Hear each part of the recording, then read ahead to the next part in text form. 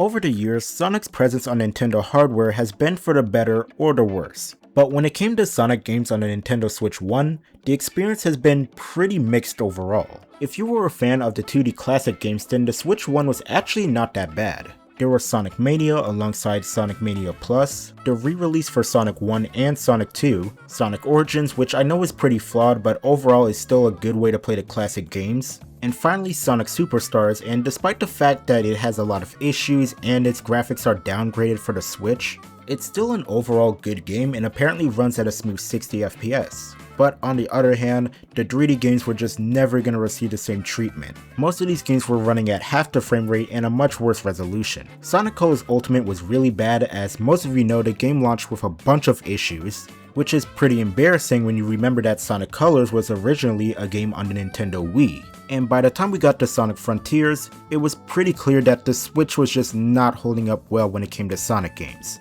But honestly, this was starting to become the case for a lot of different games, as the graphics had to be downgraded a bunch just to get them to run well on the Switch. So by the time games like Shadow Generations had came out, as well as at the time the announcement for Sonic Racing CrossWorlds, we were expecting the announcement for a new Nintendo console at any point. And in January of last year, we had finally gotten that with the Switch 2. And while it's not the most powerful gaming system on the market right now, considering its power has been said to be comparable to a PS4 Pro or an Xbox Series S, it wouldn't be too far-fetched to think that Sonic would see a big upgrade on this system. But with 3 Sonic games in, the results have been pretty mixed as well. So I thought it would be a good idea to look at Sonic's run on the Switch 2 for the first year, starting with Sonic Generations and Shadow Generations. So starting off with this game, this one faced issues before it even launched. As most of you know, this game wasn't going to be on the cartridge, but instead it was going to be a game key card. Not only that, but this game also did not have an upgrade path, so if you bought this game on Switch 1, you're gonna have to rebuy it all over again. But how was the game itself? When it comes to Sonic Generations, it honestly wasn't all that bad. From what I've seen, if you play the game docked, it's about 1440p at 60 FPS, while in handheld it's at 1080p 60 FPS as well. Which for me, I think is perfectly fine. Nothing broke along the way like Colors Ultimate, there's no weird graphical issues, and honestly, this is probably my favorite way to play Sonic Generations. But for Shadow Generations, not so much. You see, Shadow Generations has 2 modes, Performance Mode and Quality Mode, and for the longest time, I was under the impression that Quality Mode was 4K 30 FPS, while Performance Mode was 1080 60 FPS. Which for a console like this wouldn't be too far-fetched to think, right? But it wasn't until making this video, as well as playing the game myself, that I realized that was not the case, as it's actually 1080p at 30 FPS and 720p at 60 FPS, which in my honest opinion is laughably bad. Especially when you're playing in performance mode, as having the smooth frame rate is good, but the image quality is really blurry at times, not to the point that it's gonna mess you up, but once you've seen the game in 4K or even 1080, it's really hard to play it at 720. But despite my issues, I can somewhat excuse this port for one reason. In case you didn't know, a bunch of companies did not get the Switch 2 dev kits until like much later on. So part of me believes that may have impacted the game a little bit. It's still pretty unfortunate that a game as good as this is just not going to be up to par with the other versions. But now that Sonic X Shadow Generations is done,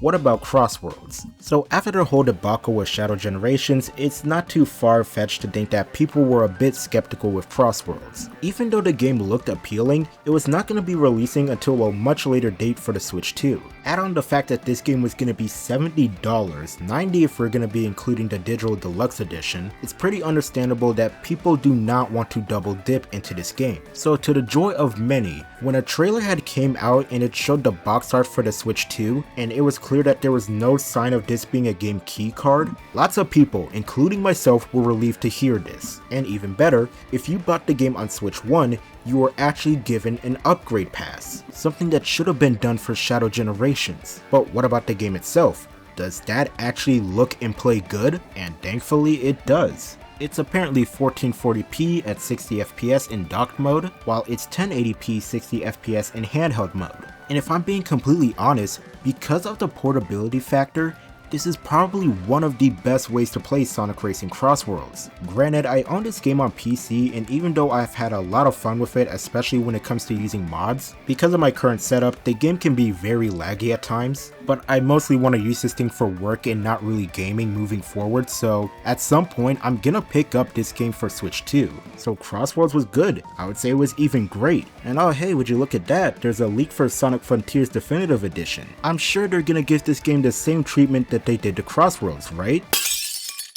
Alright, let's talk about it. I was originally gonna make a bigger video just talking about this game in general, but seeing as everybody just kinda beat me to it already, I might as well just bundle it in with this video. This game was leaked all the way back in March, and for a lot of people, we didn't really know what to expect. Me and a bunch of other people just automatically assumed that this was just gonna be a simple Switch 2 port, while others expected this to be a lot bigger than what it actually was. There were a few fake leaks going around this time, such as a playable Shadow, a playable Metal Sonic, a new model, which kind of told people that these leaks were kind of bullshit just from that alone, but it didn't matter at the end of the day because the physical version got leaked, and my god, it was another game key card. The box art also showed off that this was just gonna be the base game but with all of the DLC on the cart, which one is kind of dumb to market because all of the DLC and updates were free, but two, this was a game key card, so none of it was really on the cart to begin with. And when the game actually came out, there were even more problems. Like Sonic X Shadow Generations, there was no upgrade path. And while they did price this game at $50 and not $60,